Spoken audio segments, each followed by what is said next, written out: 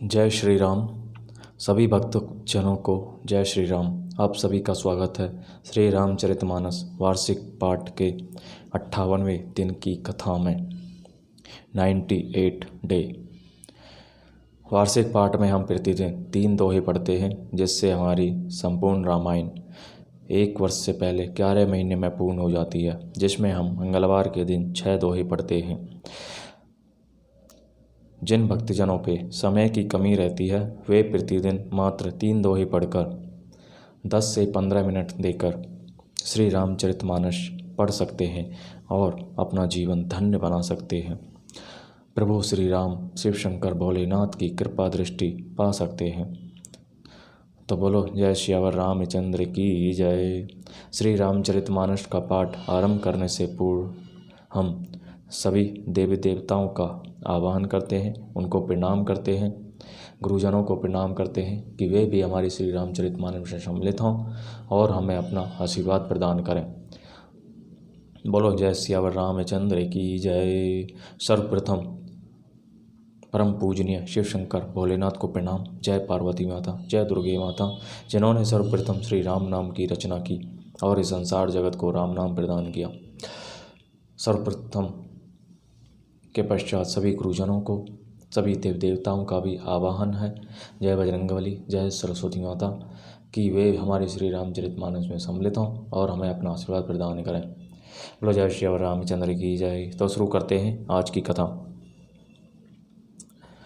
वामदेव अरु देव ऋषि वाल्मीकि जाबाली, आए मुनि वर निकर तब कौशिक आदि तपशाली, मंगल भवनीय मंगलहारी द्रवौ दशरथ जर बिहारी। तब वामदेव, देव ऋषि नारद, वाल्मीकि, जाबाली और विश्वामित्र आदि तपस्वी श्रेष्ठ मुनियों के समूह आए। दंड प्रणाम सबे ही निरपेकीन है, पूजी सह प्रेम वराशन दीन है। लचारी लक्ष्य बर देनु मगाई, काम सुर भी समशील सुहाई। राजा ने सबको दंडवत प्रणाम किया और प्रेम सहित पूजन करके उन्हें उत्तम आसन दिए। 4 लाख उत्तम गायें मंगवाईं, जो कामधेनु के समान अच्छे स्वभाव वाली और सुहावनी थीं। सब विधि सकल अलंकृत कीनी, मुदित महीप मही देवन दीनी।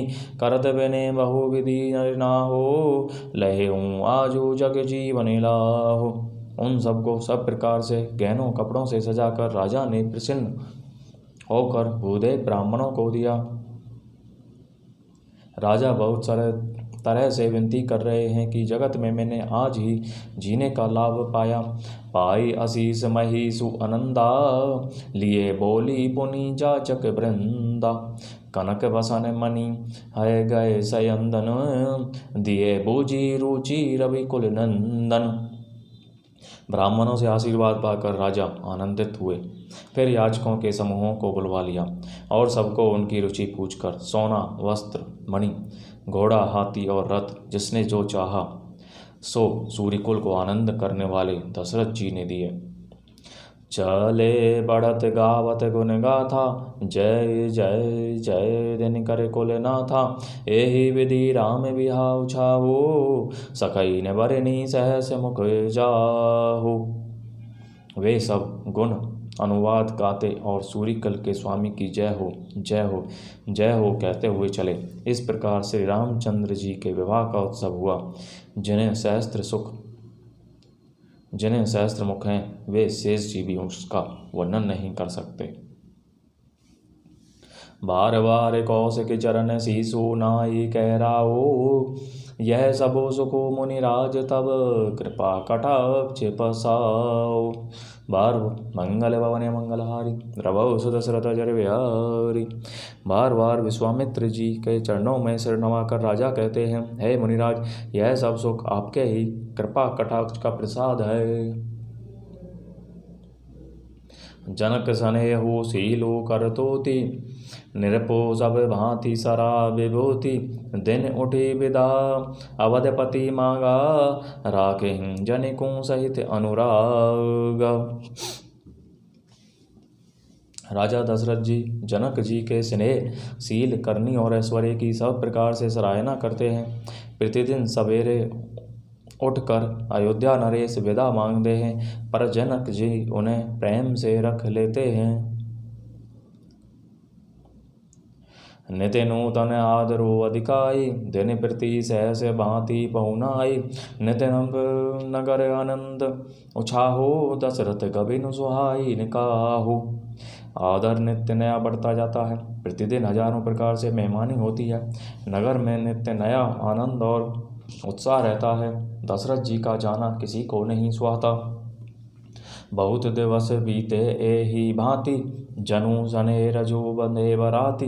कौशिक सतानंद तब जाई, कहा विदे निरपहि समुझाई। इस प्रकार बहुत दिन बीत गए, मानो बराती स्नेह की रस्सी से बंध गए हैं। तब विश्वामित्र जी और सतानंद जी ने जाकर राजा जनक को समझाकर कहा, अब दशरथ कहें आए सो देहु, यद्यपि छाड़ी न सको सनेहु।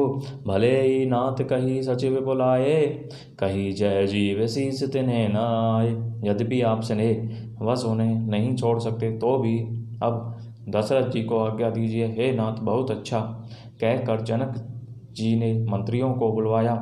वे आए और जय जीव कहकर उन्होंने मस्तक नवाया। अवधनाथो चाहत चलन भीतर करहु जनाऊ, भय प्रेम बस सचिव सुनी विप्र सभा सदेराऊ। मंगल भवन मंगलहारी, द्रव दशरथ जरे बिहारी। जनक जी ने कहा, अयोध्या नाथ चलना चाहते हैं, भीतर रनिवास में खबर कर दो। यह सुनकर मंत्री, ब्राह्मण, सभासद और राजा जनक भी प्रेम के बस हो गए। पुरवासी सुनी चले ही बराता, बोझत विकल परस बरे बाता। सत्य कबिनो सुनी सब पिलखाने, मनहु साँझ सरस जिस कुचाने। जनक प्रवासियों ने सुना कि बारात जाएगी, तब वे व्याकुल होकर एक दूसरे से बात पूछने लगे। जाना सत्य है, यह सुनकर सब ऐसे उदास हो गए, मानो संध्या के समय कमल सकुचा गए हों। जहें जहें आवत बसे बराती, तहें तहें सिद्ध चला बहु भांति। विविध भांति मेवा पकवाना, भोजन साजून जाई बखाना। आते समय जहाँ जहाँ बराती ठहरे थे, वहाँ वहाँ बहुत प्रकार का सीधा रसोई का सामान भेजा गया। अनेकों प्रकार के मेवे, पकवान और भोजन की सामग्री जो बखानी नहीं जा सकती।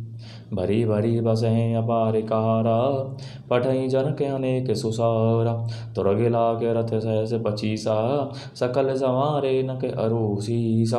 अगणित बैलों और कहारों पर भर भर कर लाद लाद कर भेजी गई। साथ ही जनक जी ने अनेकों सुंदर सैयाएं पलंग भेजी। 1,00,000 घोड़े और 25,000 रथ, सब नख से शिखा तक ऊपर से नीचे तक सजाए हुए।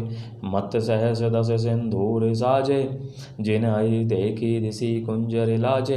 कनक बसन मणि भरी भरी जाना, महिषी धेनु वस्तु विधि नाना।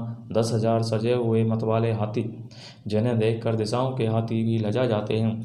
गाड़ियों में भर भर कर सोना, वस्त्र और रत्न, जवाहिरात और भैंस, गाय तथा और भी नाना प्रकार की चीजें दी। दाई जे अमित ने सकिय कही, दीन विधे बहोरी। जो अविलोकत लोकपति, लोक संपदा थोरी।